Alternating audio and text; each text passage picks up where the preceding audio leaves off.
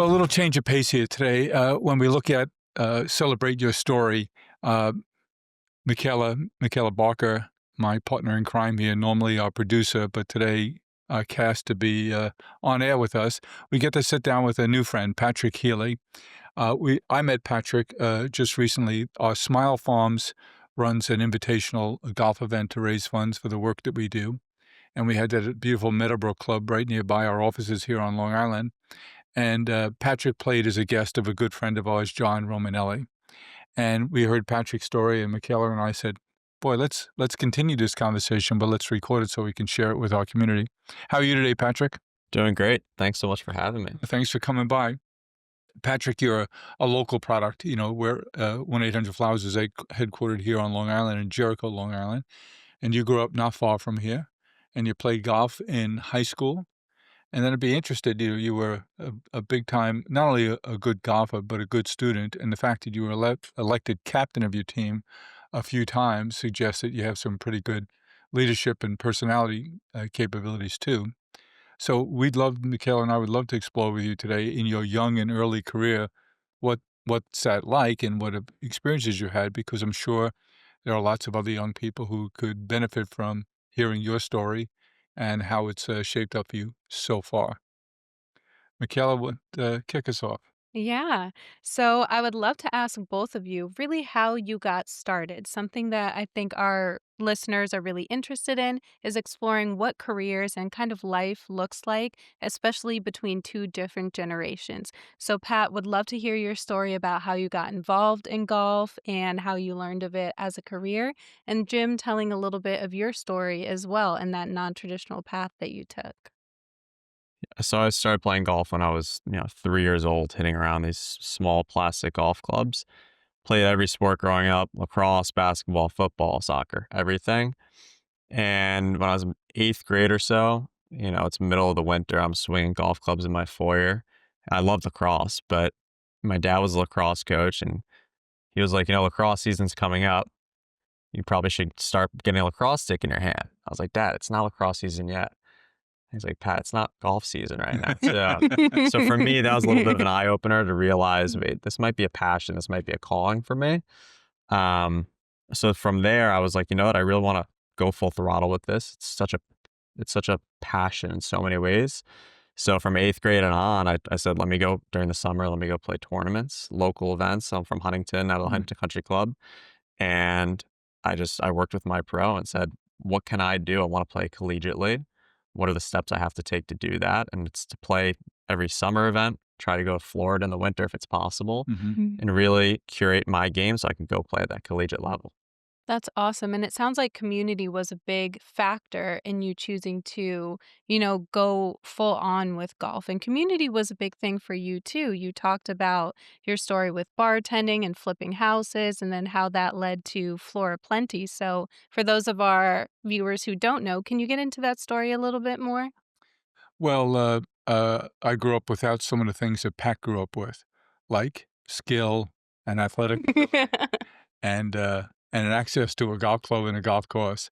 So my path is several generations removed from Pat's, but I think the only common thing there is you realized a passion. Mine was for work. Not that I was passionate about doing the jobs I had to do. I wasn't, but passionate about the fact that in my family, I guess in your family too, Pat, you're brought up to think that anything's possible. And I think that's a real important ingredient. You and I had occasion to visit my first serious workplace Mhm. last couple of weeks. I started my professional career outside of working for my dad or working in retail or working as a bartender or doing house fix-ups. My first career kind of job was at St. John's Home for Boys, and you and I got to visit there with Lisa a couple of weeks ago, and we had a nice lunch with a dozen or 15 or so of the guys who are there now. And I think, Pat, that's the biggest difference between where you and I come from and where they come from. In our conversation over lunch, there was not any perception of big opportunities. No one around that table that day as we munched on tuna fish sandwiches thought that they could be anything they'd want to be when they grew up. But whether or not it was true, that's what my parents instilled in us, and we didn't have much. And it was a bit of a struggle, especially early on, that it's surprising because the first group home I worked in was only half a mile from where I grew up and still lived at the time. Yet the perception of possibilities was so dramatically different. Growing up as you did in a beautiful place like Huntington, caddying at a Huntington Country Club, having an opportunity for your family to belong there, had to shape your perceptions of what was possible. And the fact that you were smart and a good student also shaped your career decisions around where you'd go to school. And I know MiChaela and I were chatting earlier about we were wondering Mm. by deciding to go to a wonderful place, Columbia University, Columbia College, to play for a great coach. Mhm. Were you and your dad and your family and your community, your coaches talking about the impact it would have on the options you'd have if golf was a career you were going to pursue? Because it seems like if you're not at Wake Forest, Georgia, Alabama, Florida State, Florida, that you don't have a chance because these people play year round. It's a great point. I would say my whole philosophy, well, probably from my parents, was you can do anything you put your mind to, Mhm. Mhm. no matter what. So my whole outlook was I always wanted in the classroom, I always want to get the best grade possible. And I said, you know what? I think the best opportunities for me that'll open the most doors if I go to the best university possible. So when I was in ninth, 10th grade, I was looking at potential schools. And for me, it was if I could go to Columbia, Harvard, Yale, Penn. My dad went to UPenn, probably part of the inspiration there. Yeah. I know that wherever I'm at, it's much more the individual. Your dad couldn't Mhm. get into Notre Dame? He couldn't get in. I'll make sure I tell him that. Your mentor, John Romanelli, who introduced us, is a proud Notre Dame alum Yep. where he played lacrosse back before they had sticks. That's right. They He's take still that playing pride to this day. He seriously. does. He plays on the weekends. Uh-huh. Um, and basically my parents said, it's more about the individual. Whether you go to a local college, go down south to Wake Forest, go to an Ivy League, it's going to be up to you. And if you put in the work, the doors will open for you. Mm. So I felt for me, if I can challenge myself academically, So that was an early discussion in the household to try and go to a top school like an Ivy League school. it honestly, I don't even know if it was a discussion. It was more, this is what I want to do. Yeah. Okay. This is my outlook. And I'm so grateful that my parents really just guided me to whatever you want to do. And I think if I was going down a wrong path, they probably would, inch me one way or the other. But it was just internally, I really want to go to the most challenging institution that'll provide the most opportunity. And I always loved the game of golf, and I knew if I was at a D1 level, I saw the quality of schedules that they have. They're gonna go, Arizona, California, Georgia, Florida. I was like, I'm gonna be able to play a ton of golf regardless of where I'm at. Yeah. And frankly, my golf game wasn't at a Wake Forest level. It wasn't at a Stanford level. If And it was, those are already like pro level games, right? they're already as, the top 50 amateurs or top 100 amateurs in So, the country. for those of us who struggle to play the game, enjoy the game, well, I enjoy it, struggle to play it. Uh, what kinds of handicaps would the average player on a Wake Forest team have at a college level? For a Wake Forest, you're probably a, +4. Is that right? Yeah. Even at Columbia, I was probably a +3 to +4. Wake Yeah. Forest, it's very marginal at that Yeah. level. Yeah. I think, And yeah. the touring pros top 150 average is it 8 plus 8? That's what I've You heard. know what's 7 or 8. probably, it's so, again, like if I'm playing against a top 150 pro, we're not giving shots to each other Yeah. because in Mhm. 18 holes, anything can happen. Yeah. But over the course of 72 holes in the heat of battle, the big events, that's where you're going to see a bigger separation of the individuals. If you're top 100 or you go to a top Wake Forest University, if you go to a Columbia, it's over the course of 72 holes or 54 holes. And, the quality of the courses will help separate it out. Mhm. So it's almost like the handicap system at that level. Like you could say, Scotty Scheffler says he plays at a +7.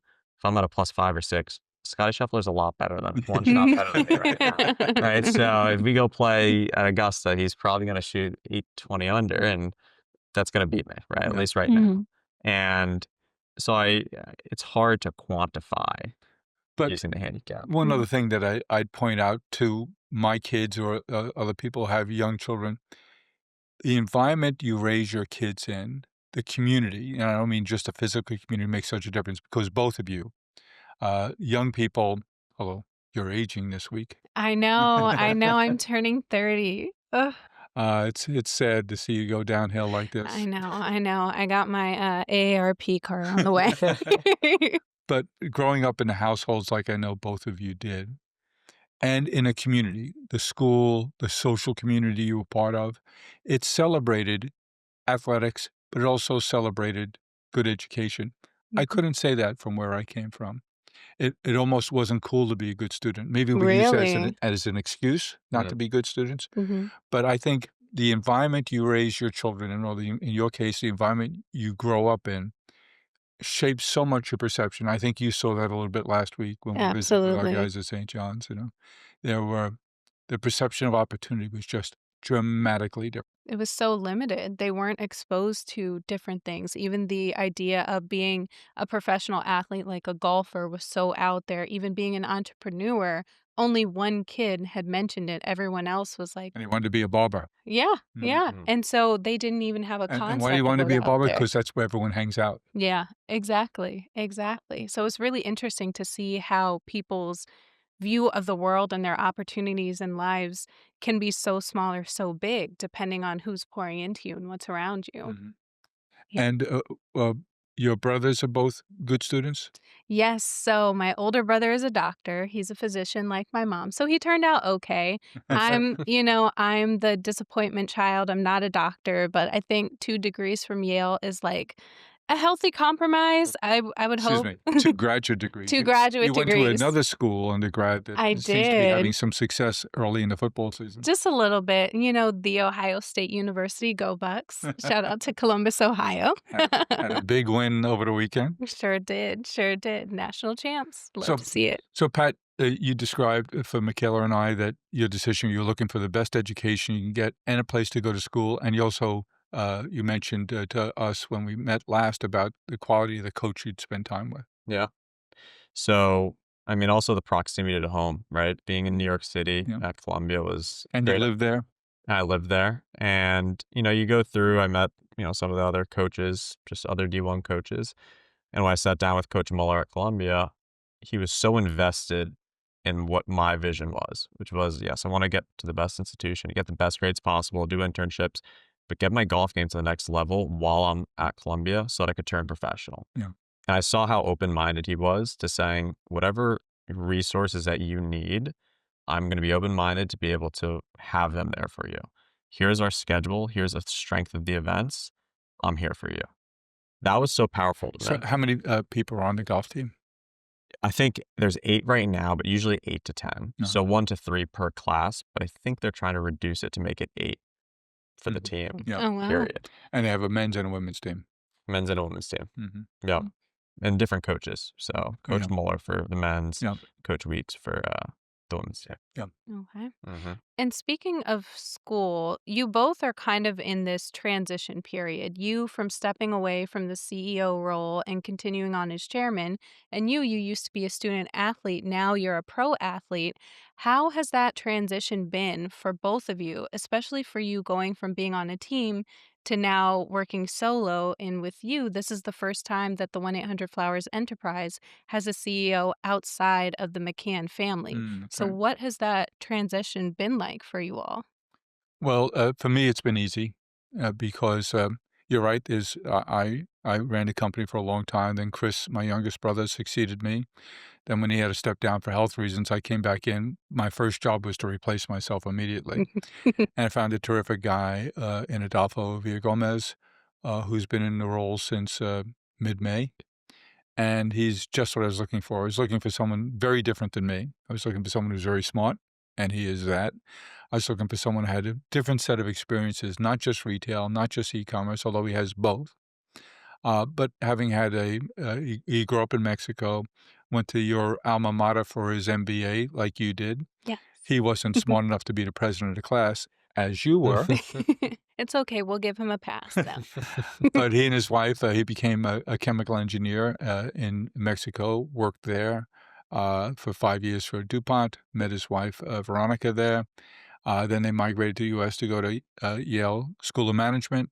Then he worked for McKinsey for, I think, 12 or 13 years, then Home Depot, and then we were able to tap him on the shoulder. So he brings the rigor and the science of management process and orientation that he developed and led at McKinsey, And then being a pioneer on the e-commerce side as he was at Home Depot, having grown the dot-com business to over $20 billion, and also at the same time become the CMO of the company. He Mhm. had the marketing chops, he had the dot-com understanding, and he knew how organizations could and should work. And now that Chris nor I have ever worked in a company, bigger than the one we started and built. So we was looking for someone who had that outside perspective. So for me, very different than Pat at your early stage of the career. This is a chance for me to focus on the things that I wasn't good enough at and to focus on the things that only I can do as a founder of this company and as a voice is we're very much focused here at the 1-800-Flowers companies, which includes Harry and David and Cheryl's Cookies and Popcorn Factory and Personalization Mall and Things Remembered. We came to a collective understanding a half a dozen years ago that we looks like we're in the flower and gift business, and we are, but we're really in the relationship business, having products and services that help our customers express themselves and connect all the important people in their lives, invest in those relationships. So what I'd like to turn our attention to with Pat is, how do you think about relationships at a young age?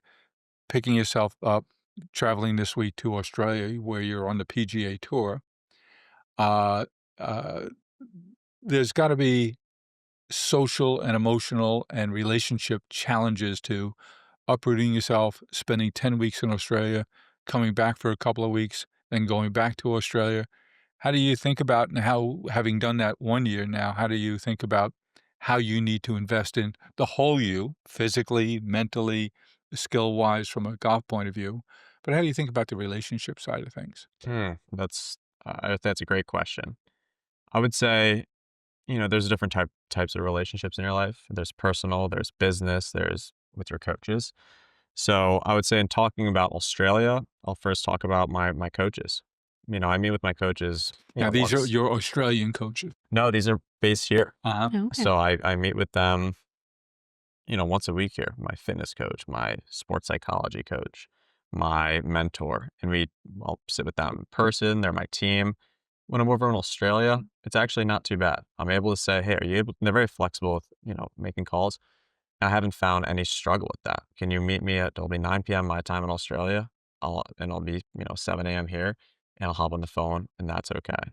And And you're literally living out of a suitcase while you're on tour in Australia because it's not like you can't have a home base. It's an enormous country. correct, The events are all over the continent. they're a row So, and yeah, so you go home to what? To for sleep at night? exactly. It's Airbnb to Airbnb to Oh, is Airbnb. that right? Yeah. Mhm. And that's what and you find relationships wise with the people I'm traveling with. So Is there someone who travels? Do you have a caddy that travels with you? I do not. So So you pick up a caddy at each venue? a local guy.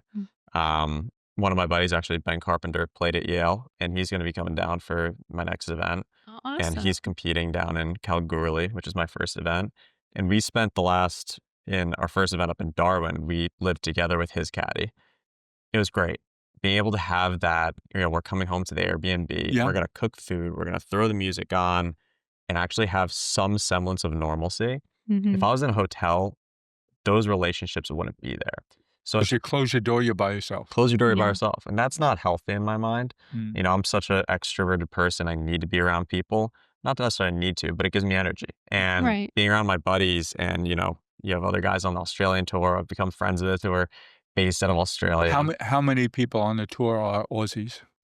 I'll say there's only 7 that aren't Oh, Out of how wow. many? out of 120. So maybe 5% of the players are non-Aussies, Is that right? 5 to 10%. So that's why they opened up the Q school over in the States, because they Okay. wanted more international players. Yeah.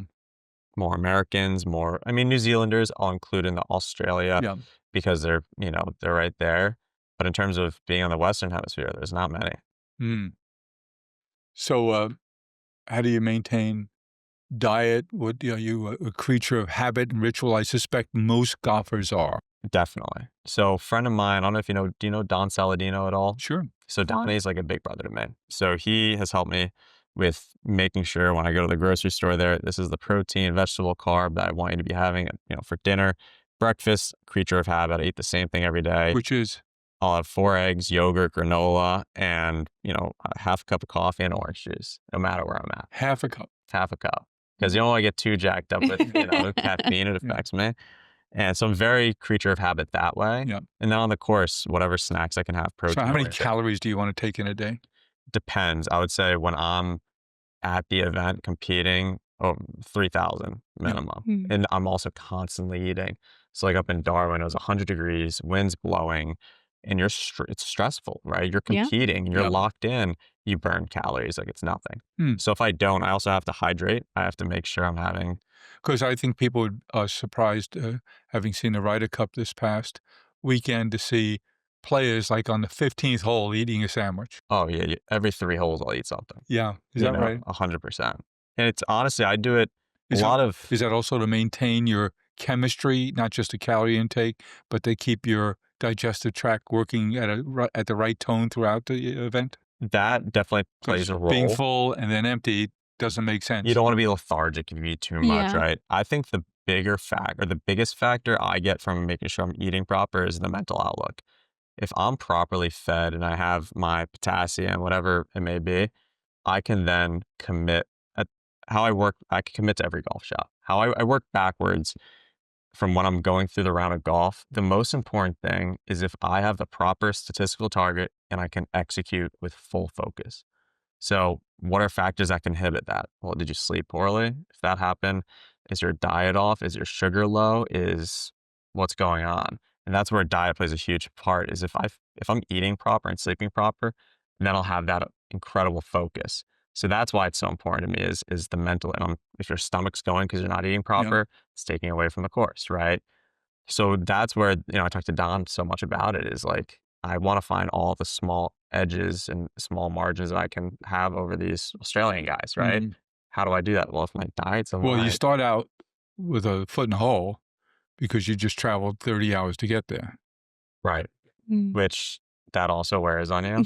Um, Ironically, I don't know if, I mean, you've traveled the world. Have you heard of Fly Kit? No. It's an incredible product that I just used when I went over there.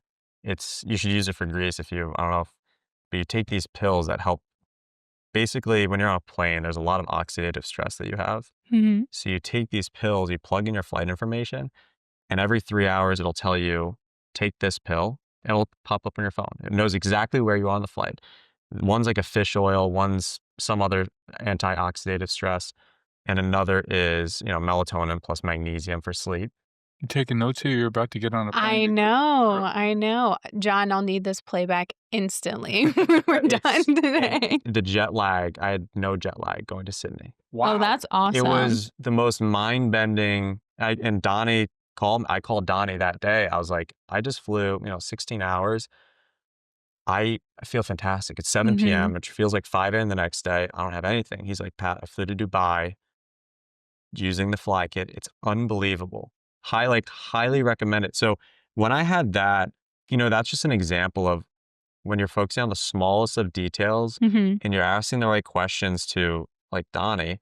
I got there. I'm looking at all these other kids who, they had a few drinks on the plane because they're trying to pass out. They Yeah. wake up, Yeah. they're not feeling good.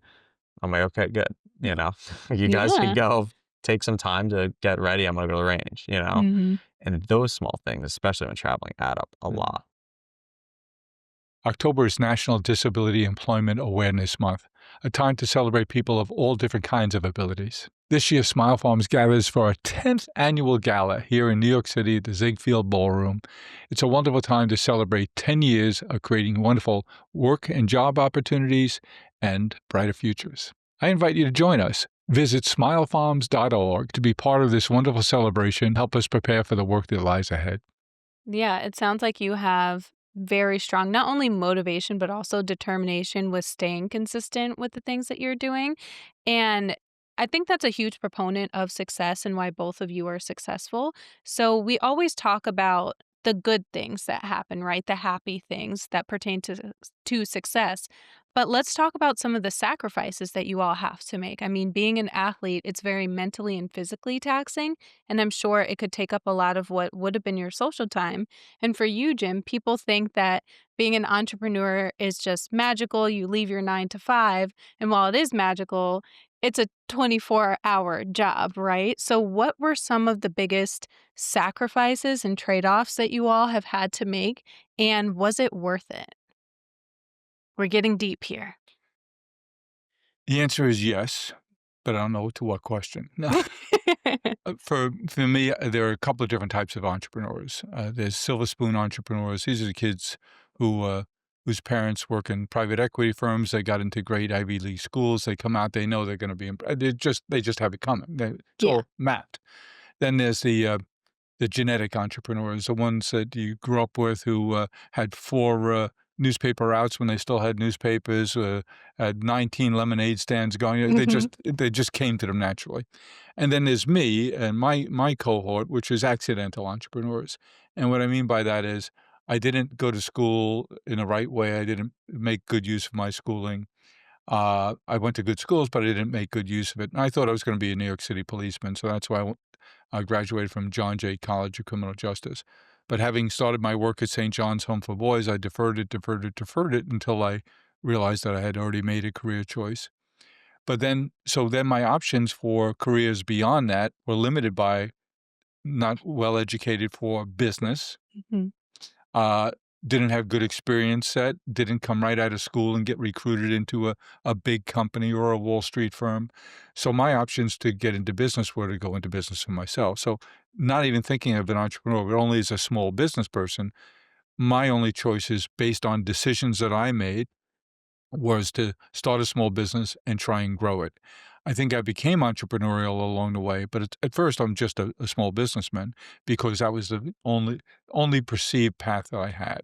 Mhm. Whereas I think we were talking about your options, Pat, growing up the way you did, you were looking at the world of, I want to have the best options possible. Yes, I think I'd like to pursue a professional golf career, but not everybody gets to be Scotty Scheffler. So I want to be best prepared for life and other career opportunities after my professional career, however long that is. And I think that's the healthiest of outlooks. Mm, mm, I agree. Mhm. And then I guess sacrifices and whatnot. I think anything you do that's worthy of all your time is going to inherently come with those sacrifices of missed birthdays, missed, relationships. When you have a girlfriend, I'm going for 10 weeks away. I'm going to miss this and that and this and weddings. But I think when you're following your passion, you're listening to that inner voice of what your calling is, you know that that's what it comes with. And I think when you have a relationship with an individual who understands that and your parents understand that and are supportive of that, It's critical. I think it's so Mhm. necessary. It's foundational. It's Mhm. But I think also for young people, your guys' age, when and if you choose to get married, when and if you choose to start a family, all of those things restrict your ability to make bigger and bolder decisions. mm, So Mhm. it's not better or worse. It's just things to be conscious of. So I married very young. We started a family very young. So my ability to take chances or say, "Oh, I'm going to move to here," no, mm, or I'm gonna stop and I'm gonna go back and get this. No, I can't. I got to feed these little buggers. right. So I think it's important that we're all conscious of the decisions we make and the impact it has on our flexibility and our ability to make career choices gets narrower. Not Mhm. better or worse, just it changes your field of vision. Absolutely. There's a Like, lot for of example, if you were married, Going to Australia would be different conversation, yeah, right? right. Or you have kids too, right? That's Yeah, that's yeah, really hard. a I'll lot be to back in consider. 10 weeks on. right. Like, you Good Exactly. luck. got it. You Exactly. got it. So, I really love what you said because it's rooted in reality, right? And we're talking about education, whether it's Columbia or John Jay, and while Same thing. They're on the same avenue. Exactly. Right. But whether you have formal education, I think that people can learn a lot from the college of life and these different experiences outside of the classroom. So, what are some of the biggest lessons that you two have learned outside of the classroom or even, outside of just the traditional golf course, the traditional business realm that have really impacted you all? Well, I'll mention one because it's right up Pat's career path here. For people in business, golf can be a real asset. Mhm. And if you can play golf at a very high level, as Pat plays at the highest level, That's very good in business too. People like to play with a good golfer. It's fun to watch. Maybe I can learn, and that's a very good business tool to have. Get you access to wonderful places, and you're in a social environment all the time. And golf, other than the level that Pat's at, is very social. It's the reason I play is because it's social. I can't call three buddies and say, "Hey, next Saturday morning, let's get together, go shopping, and then we'll have lunch afterwards." No one's calling me back or texting me back, but I would say, text you back to go "No, you wouldn't. No, you shopping. wouldn't." But now if you, text a few, friends to play golf, it's social. It's an Mhm. excuse to hang around with a group of people, and that's what it is for me. But That's awesome. tell me how you perceive, I would think the biggest challenge for you, whether you're playing stateside or in Australia, is being deliberate about maintaining relationships. Hmm. So, in terms of the relationships, I would say it's just an investment of time, right, in any sort of relationship. But I think, kind of like how I was mentioning about being when you're present practicing and you have that incredible focus on the course. I think when I'm very present with my friends, family, business relationships, that holds a ton of value. An hour of pure present conversation and genuine authenticity when you're having that conversation.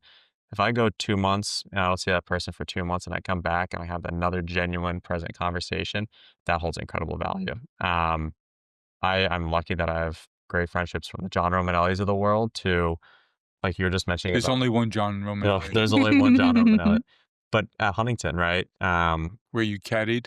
Where I caddied and grew up. When I go up to that course, it's a community, like we mentioned before, it's a community of people. It's also where I'm working in terms of getting focus in. So being able to balance when I'm in the States, I got to go practice and go to the range for 3 hours. But there's also X number of people that come up to the range and they want to talk and they want to hear your story. How do you separate that out? Mm. Sometimes I go up to the course and You're there to work. I'm there to Yeah. work. So I'll go up super early. I'll go to the other side and I'll make sure no one can see me. I'll practice for a few hours. Do you have headphones in? I don't. I like hearing everything. I like hearing the Yeah. club hit the turf. I like hearing the wind. I'm very sensory with that. If I go up in the afternoon with my folks, I'm gonna go to the top range and I'm gonna see a lot of people. And I also love that. Yeah. It is. How do you use social media in your world, both of you? Yeah, I know I've been around you painfully all this past year. Uh, And you still kept me. You still we'll see. kept I me. tried to take you back in the spring, but I know, I know. we went back. We met a year ago, April. I'm lucky enough to be invited to Yale to speak at a class run by my friend and hero, Professor Sonnenfeld, who's the associate dean of the Yale School of Management. So he invites four of us up to speak to his all afternoon class each year, and I've been doing that for about 7 or 8 years, and it's a great day. And I met MiChaela at lunch there. The four of us who were the speakers and my co-speakers are giants in the retail world, and we have a chance to have lunch with the students before the class, and that's when I met MiChaela. So Mm. she traveled with me back there this year when we went up in the spring, and I said to the professor, "I'm bringing it back. I want my deposit back." It hasn't worked out. He didn't take me back, though. It's okay.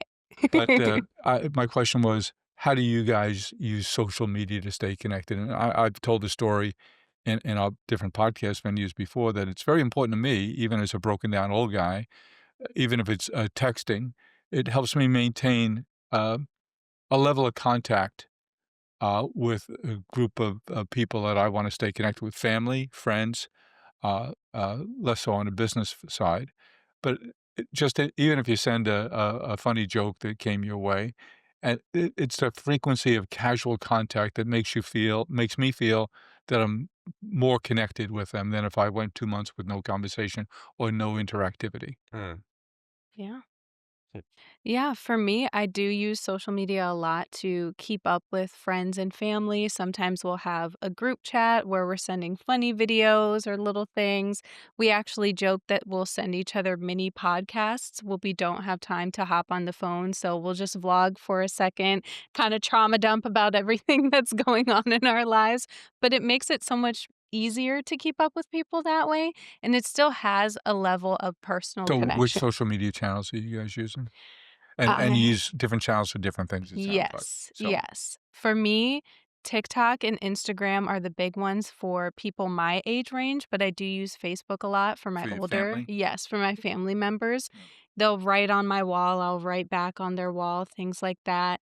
Instagram are more of the, like, life updates if someone gets engaged, has a baby, or is planning to do those Traveling. things. Yeah, and then TikToks is purely just for jokes, honestly, Yeah. purely just for laughter. What about when you're searching?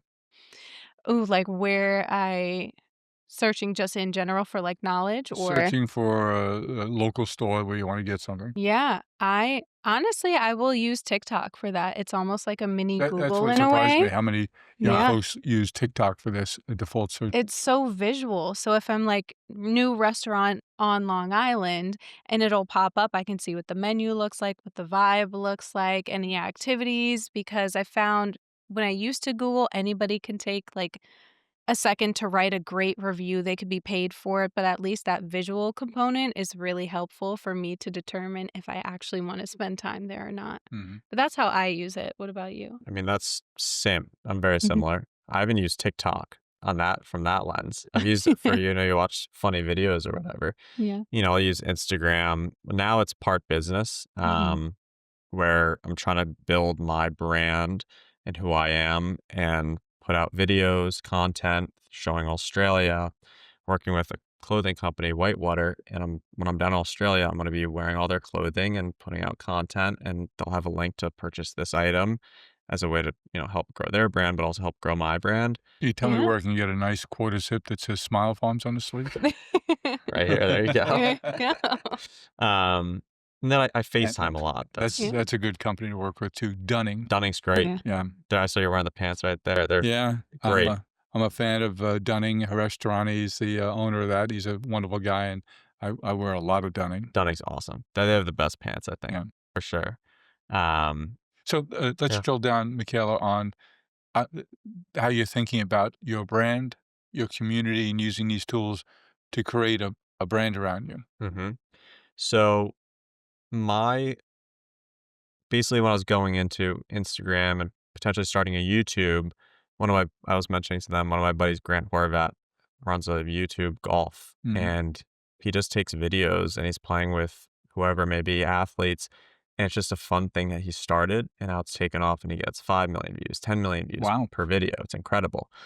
And talking with some of my mentors, I see a lot of people on social media, they show an image that's not in line with who they actually are.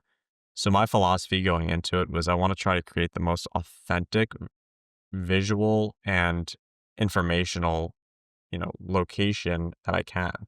So going into it, I love inspiration. I love motivation.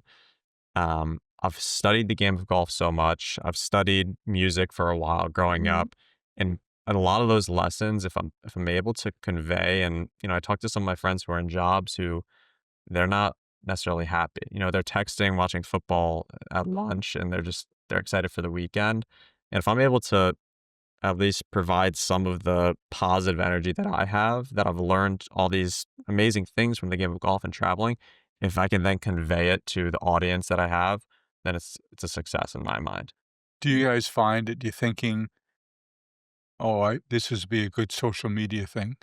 This would be a good post." Do you find you're thinking in real time about something you're involved in, "Oh, this would be good for my media channels. This would be good to Mhm. send to so and so." I know I do, and it took honestly talking to my friends who were in that social media space to realize that. So I was telling Pat and John earlier here that I have a friend who is an influencer for plus size fashion and also kind of ASMR cleaning videos and such. And when I would tell her about my days running around with you, taking trips, or just the various things that I do, whether it's singing, songwriting, entrepreneurship, she was like, "You should film that. People would love to see that." And I was like, I'm just a regular girl, like, "No, I'm not a celebrity," and she's like That's who's popular online, popular right, people. exactly, because they feel that there's some level of authenticity there, like you were saying, Pat, or this feeling of, "Oh, if they can do it, I can do it too." So now I do start to film things even if I think they're boring, And it's funny because the boring things will get the most responses Is that out right? of people. Yes, the simplest things. Like I So you're posted the talking other about day. when we have to travel together, Yeah, that's the boring anytime I stuff? talk about you, people are like, "Oh my gosh, she's so boring." Repost, you know? But it'll be the simple things like I got an arrow garden because I wanted to randomly just grow my own basil one day. Yeah. And in my mind, I'm like, this is the most simple thing ever. And people were in the comments like, I just grew a bunch of romaine lettuce. Like, I love this for you. I'm like, okay, it's fine. But yeah, people love seeing things like that. You mentioned that music was also an interest of yours, Pat. I think our community would be surprised to know your interest and your long interest. And if they had been in Madison Square Garden for when you performed the national anthem, you didn't sing it, did you? Did not sing it. So I played violin growing up since I was about 4, um, and I studied it through the Suzuki method, which is very Mhm. interesting. When you're growing up, you learn how to talk by hearing your parents talk. So the idea is you're going to learn how to play the violin through hearing it first. Who else played it in the household? So the idea is you learn it with a parent. So my mom tried, she tried to learn it early on, didn't continue on with it, but she would go to lessons with me when I was 4 years old and would, try. And and it made it very comfortable for me, but I always had a passion of, you hear the music and then you play the music.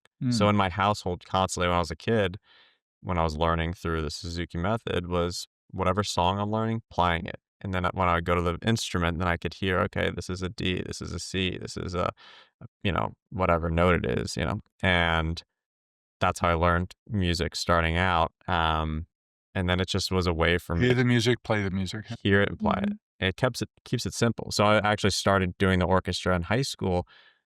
Probably, yeah, I started when I was a freshman in high school because I'd always done it outside of school. And my reading skills were behind a lot of these kids Musically. Really? musically, but I was performing some songs that were, very advanced songs.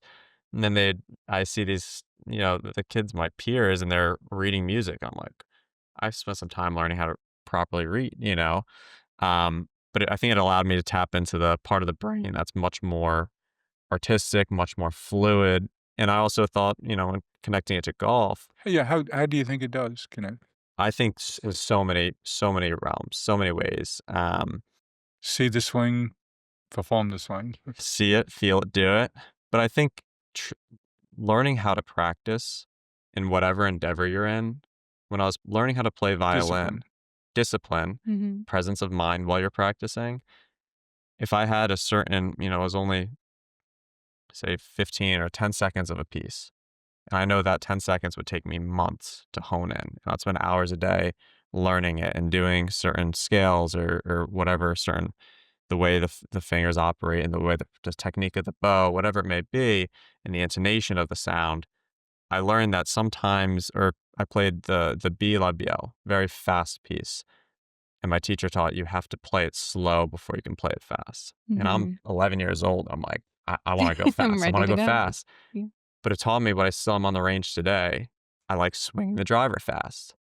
But if you can't hit your wedge or you can't hit your driver 100 yards straight, don't expect to hit it perfect 300 yards straight. Yeah. Mhm. You can't play the very fast piece very slow. Don't expect it to play very fast. So it taught me all these things about preparation, but also about performance. Like, Pat, how did you wind up, in your career path choosing to go to Australia? What options did you have back then? so Australia, So you graduate from college, what's your next career option? so in school, get the best grades, do the internship. So it allowed for the doors for me to say, if I want to turn pro, I feel my game's good enough. Then I moved down to Florida, Jupiter, Florida, and I said I'm pursuing professional golf. Q schools happen in the fall. Q school is basically a qualifying tournament And for they're in Florida? they're all over the map. So Okay. there's different tours. There's a Corn Ferry tour. Yep. There's the DP tour, the European Worldwide Tour. Um, there's many tours all over. Those are the two I did my first year. I did DP my first year. The second year I did Corn Ferry and DP, which was this past year. So when you said you did the Q school? I did the Q school, and you have to play very solid to get through Q school. So 100 players are playing, 12 will get through, or 15 will get through to the next To stage. get onto that particular tour? And there's different stages for the respective tours. So I actually only probably 4 or 5 months ago heard about the Australian tour opportunity through a friend. And I said, look, if you win this Q school, you get into two European tour events, DP tour events, one Asian tour event if you win the Q school, and then you also get to play on a tour. So my philosophy was, not mine, but my mentors, along with my perception, was you got to get on a Team tour. Pat. Team Team Pat, Pat. right. You have to get on a tour. Because playing the mini tours and then driving up to Georgia, then Texas, just doing Monday qualifyings, which are a 1-day 18-hole shootout to get into the respective tournament that Thursday. It's expensive, and it's a Exhausting. crapshoot. It's Yeah. exhausting. It's not. So you drive up there and you don't qualify. Okay, you're there.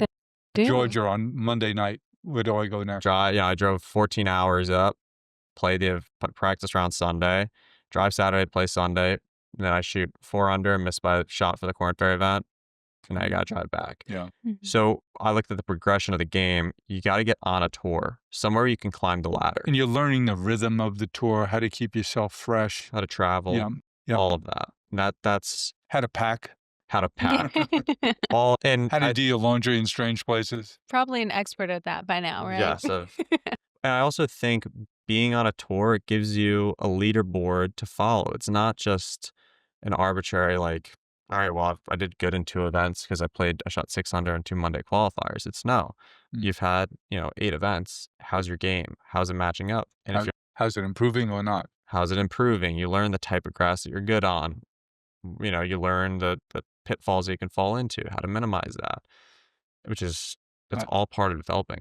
Hi, I'm Jim McCann. And I'm George Everly Jr. During the COVID-19 epidemic, I stumbled upon an article that Dr. George wrote, which had a real strong impact on me in terms of how COVID was and was likely to impact our social connections, our relationships.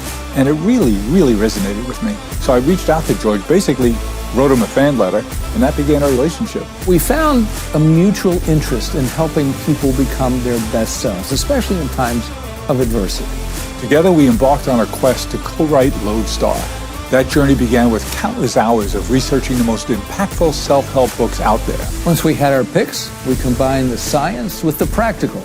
The result of our journey, the creation of a one-stop shop for the best of the best in self-help. We decided to write this book to help others go from where they are to where they want to be and be the best possible selves they could be. So if you're looking to boost your career, build stronger relationships, or simply become the best version of yourself, Lodestar is here to guide you on your path.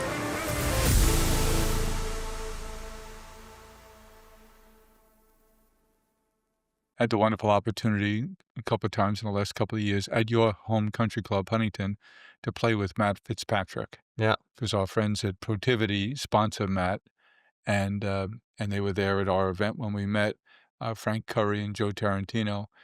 And I was mouth open listening to Matt and his team about how regimented they are on everything. He measures every stroke he's ever taken. One day we were supposed to play at another course at West Hampton Country Club in Long Island, and it was raining. So we decided, there were about a dozen of us, to go into the simulator, and we sat in a semicircle and just watch Matt, and we'd just talk. Okay, what did he hit an 8 iron? He goes, I hit an 8 iron, 179. And we said, well, not 178, not 180, no, 179. So he takes 3 swings. He says, I'm going to hit a high one, I'm going to hit a low one, and I'm going to draw this one in. 179, 179, 180. I mean, the accuracy is unbelievable. But he's an example of someone who's really regimented and really disciplined about his training, exactly everything he consumes, how many push-ups he does, all of his exercise. He really does. He's all about metrics. And sounds to me, you too. Yeah. I think if you can measure it, You can manage it. you can manage it. And I think there's so much data out there. I don't know if you know that Mark Brody, he's a professor at Columbia. He invented strokes gained metrics, which is a way to be able to, in the past, it's like Moneyball for golf. In the past, it used to just be, he's very intimidating and he's got hits at the ball far. My money's on him. Now he might hit it far, but he's actually losing strokes off the tee because his dispersion is very wide. So strokes gained is a way to measure everything. I think Matthew Fitzpatrick's done a great job because he's quantifying what you can quantify. And so there's no guesswork, Mhm. you know, and like, there's so much cognitive bias when you're looking at your own Sure. golf game that I Oh, I'm going to try this. I haven't ever done it before, but I'm going to give that a try. Yeah. right. Or even if you ask the best players in the world, I think Mark Brody, Luke Donald, fantastic players, world number one. And I believe is Luke Donald, but he went to Mark Brody and said, all right, well, you know, how can I improve? And he's like, well, where do you think you need to improve? He's like, I think this, my bunker game's that, it's okay. You know, it could improve a little bit. Boom, boom, boom. Mark Brody said, your bunker game needs to improve a little bit. What do you think you're ranked in the bunkers? He's like, I don't know. He's like, you're number one from the bunker. So it taught me, and I think it was Luke Donald, it taught me that if the best players in the world I was looking to get better all the time. not only looking to get better, but also have a misperception of what they technically need to get better, Mhm. then if I'm a plus whatever 3 handicap, I'm definitely missing on where I'm good and where I'm not good. Like there's a level of bias that you're gonna have when you're looking at your own game, and the numbers help take that away.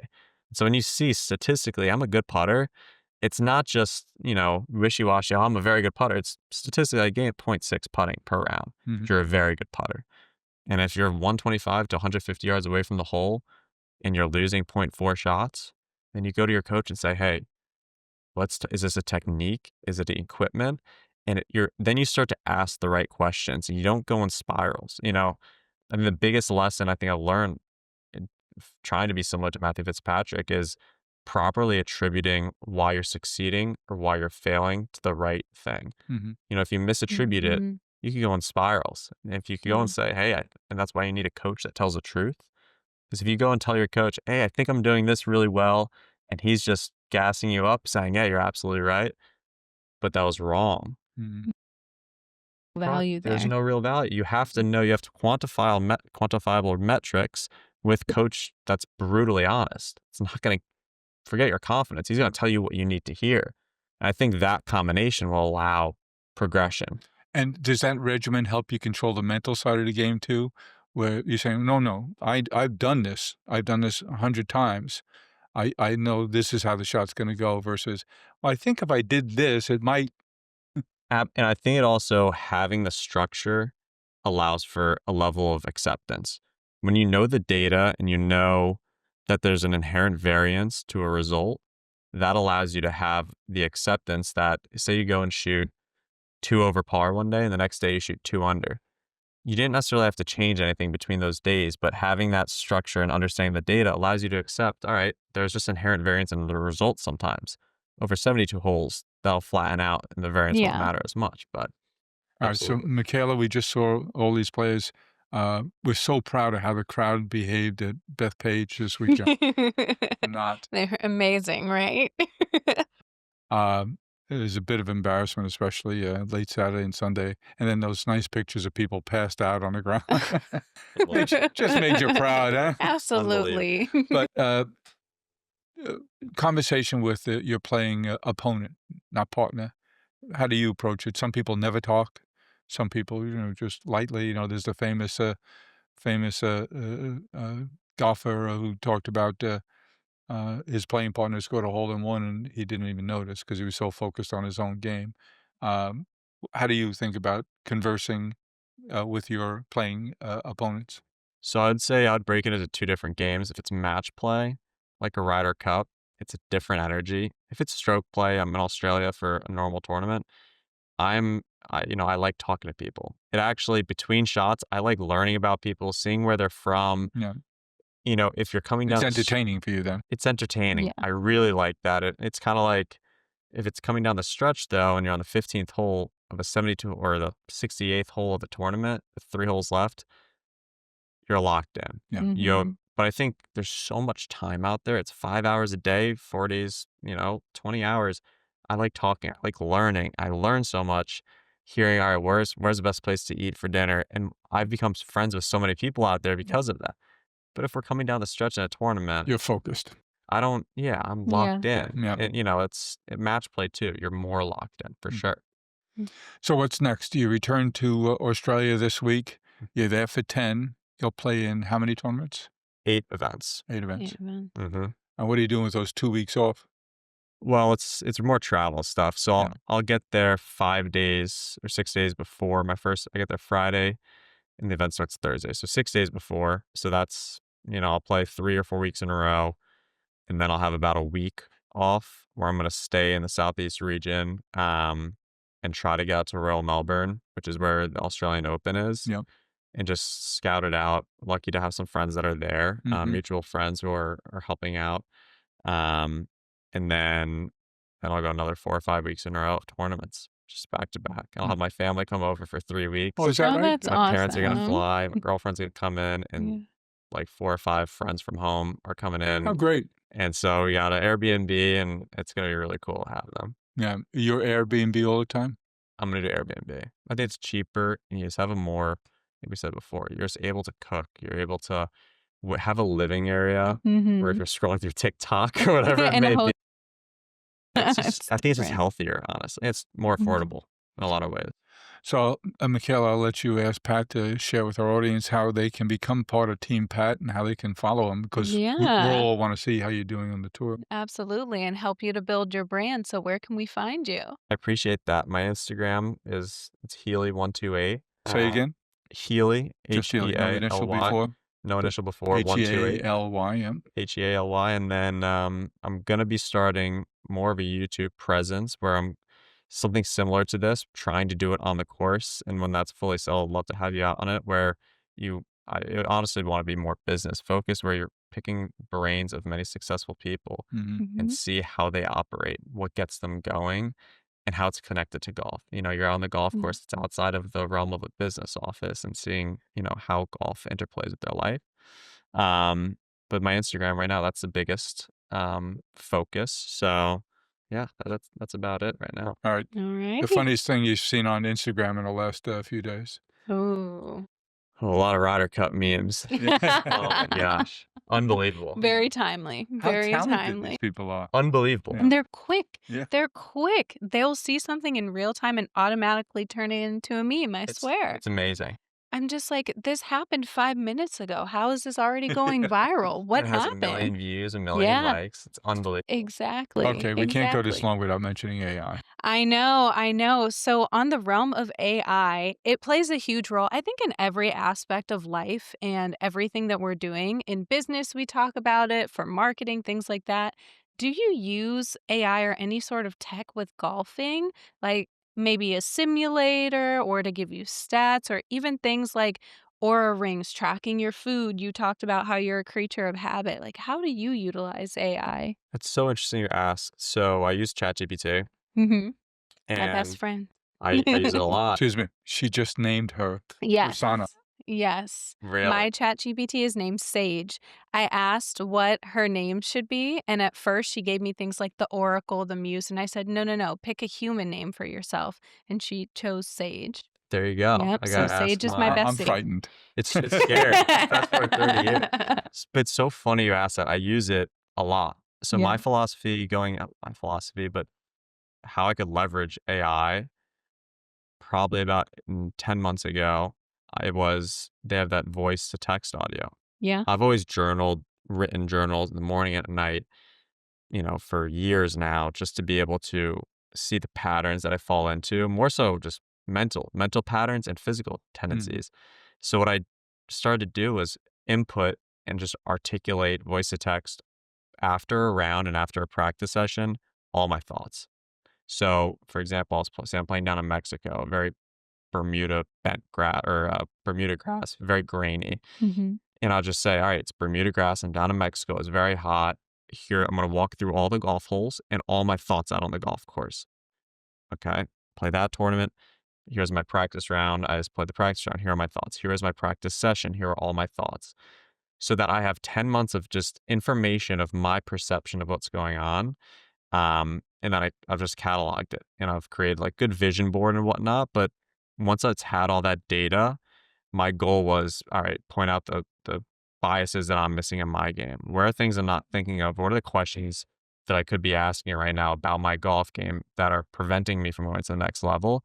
It's been pretty eye-opening. You sound right. It's Wow. it's incredible, honestly. And then I go to my, I have a sports psychologist. I'm like, what do you think of this? And he's like, that's pretty good. He's like, I actually agree with that. Or I go to my mentor, I'm like, do you think this would be a benefit? Maybe, maybe not for you, just to get a gauge. Yeah. But it's been incredibly powerful because it's, on one hand, it's almost therapeutic being able to articulate all your thoughts, but it's also incredible. Then I make, a spreadsheet where I have exactly the physical, technical, mental portions of my game. And I can now look back and see how it's progressed.